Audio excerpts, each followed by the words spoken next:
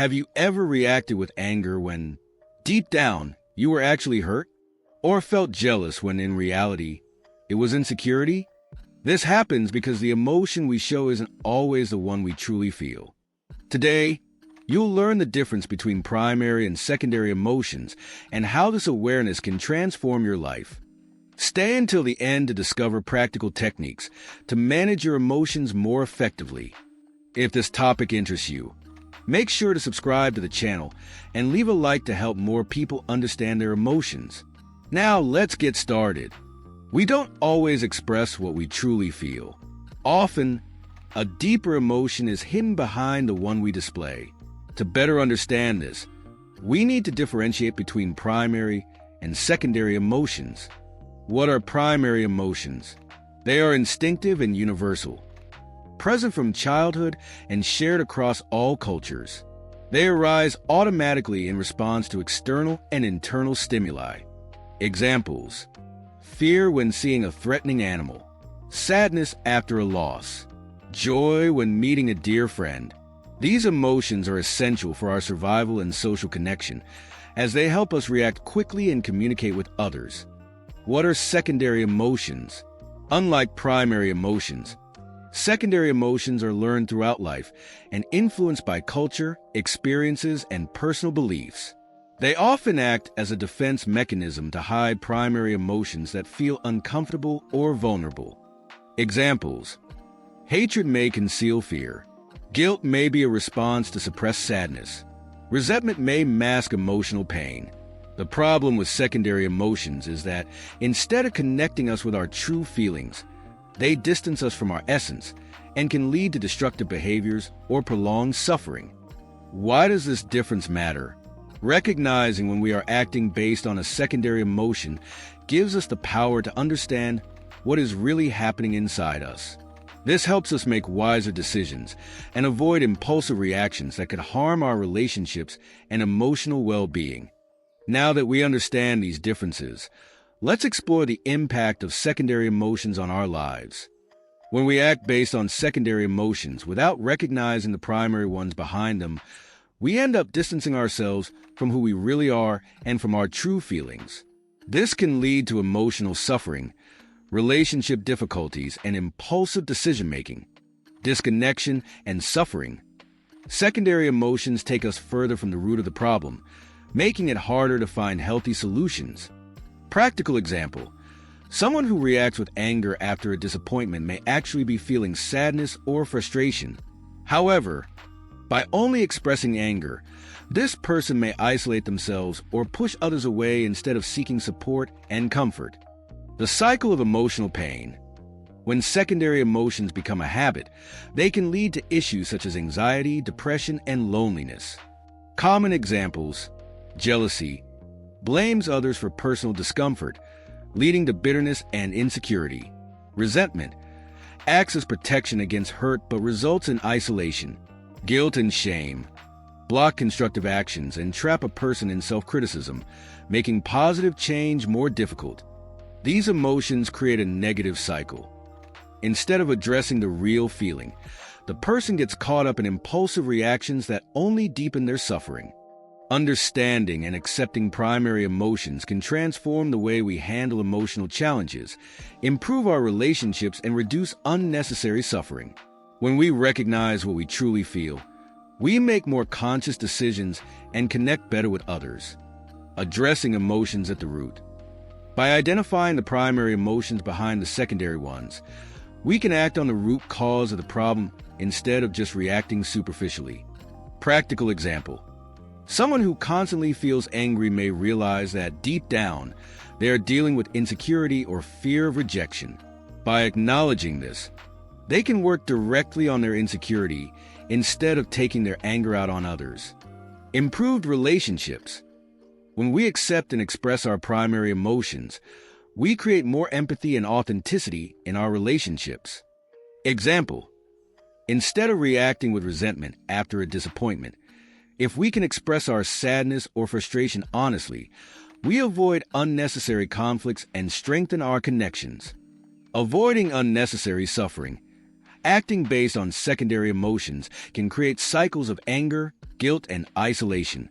On the other hand, exploring primary emotions helps us gain emotional clarity and respond in a more balanced way. Vulnerability as a superpower. Although feeling sadness, fear, or frustration may be uncomfortable, this very vulnerability is what connects us with others and strengthens our mental health.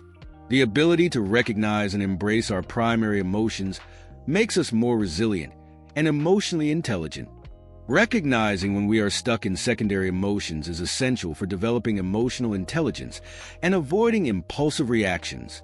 To do this, we can ask key questions and adopt simple but powerful techniques to connect with our true feelings. Essential questions to identify secondary emotions. Before reacting, pause and reflect. What am I really feeling? Many times, what seems like anger is actually sadness or fear in disguise. Where is this emotion coming from? Asking yourself about the emotional trigger can reveal the true cause of the feeling. Is there something deeper behind this? If your first response is, "I'm angry," try go further and investigate whether a primary emotion is hidden beneath it. Practical techniques to manage secondary emotions. Pause and breathe.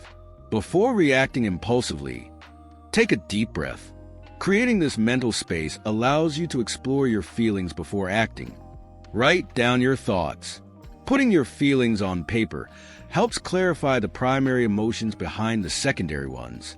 Identify emotional patterns. Notice if certain emotions repeatedly appear in specific situations. This can reveal emotional defense mechanisms. By adopting these practices, we begin to free ourselves from automatic reactions and start acting with more awareness and balance. Our emotions directly influence the choices we make.